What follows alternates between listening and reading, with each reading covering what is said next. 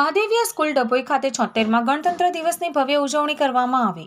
સમગ્ર દેશ જ્યારે માનનીય વડાપ્રધાન શ્રી નરેન્દ્રભાઈ મોદીના આહ્વાન મુજબ 2047 સુધી વિકસિત ભારત સ્વચ્છ ભારતની થીમ ઉપર આધારિત રાષ્ટ્રના 76માં ગણતંત્ર દિવસની ઉજવણી કરી રહ્યું છે, ત્યારે ડભોઈ નગરની અગ્રણીય લઘુમતી શૈક્ષણિક સંસ્થા મહાદેવીયા સ્કૂલ સંકુલ ખાતે પણ 76માં ગણતંત્ર દિવસની ભવ્ય ઉજવણી કરવામાં આવી।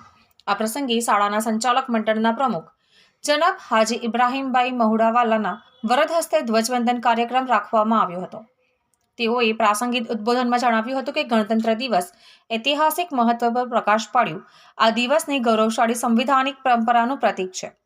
આ પ્રસંગે કન્યા શાળાના આચાર્ય સલાટ કૌસરબાનો અને કુમાર શાળાના આચાર્ય બાબુભાઈ બારવાનવાલા સહિત શિક્ષણગણના માર્ગદર્શન હેઠળ વિદ્યાર્થીઓ દ્વારા અલગ અલગ થીમ ઉપર સુંદર રીતે સાંસ્કૃતિક કાર્યક્રમ યોજાયો હતો।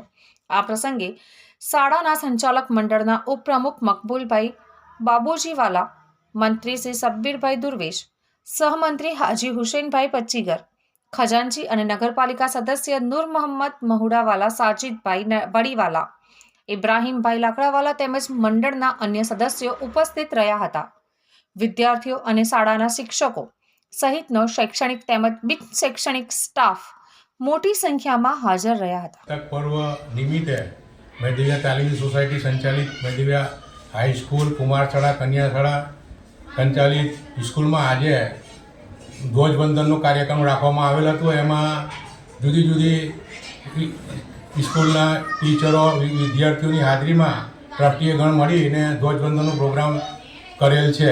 આ તબક્કે શહીદોને યાદ કરવામાં આવ્યા અને સાંસ્કૃતિક પ્રોગ્રામો પણ કરવામાં આવ્યા। કઈ જગ્યા પર પ્રોગ્રામ થયો? આ પ્રોગ્રામ મહાદેવીયા સ્કૂલના પટાગણમાં 73મા પ્રજાસત્તાક પર્વ નિમિત્તે રાખવામાં આવેલ હતું।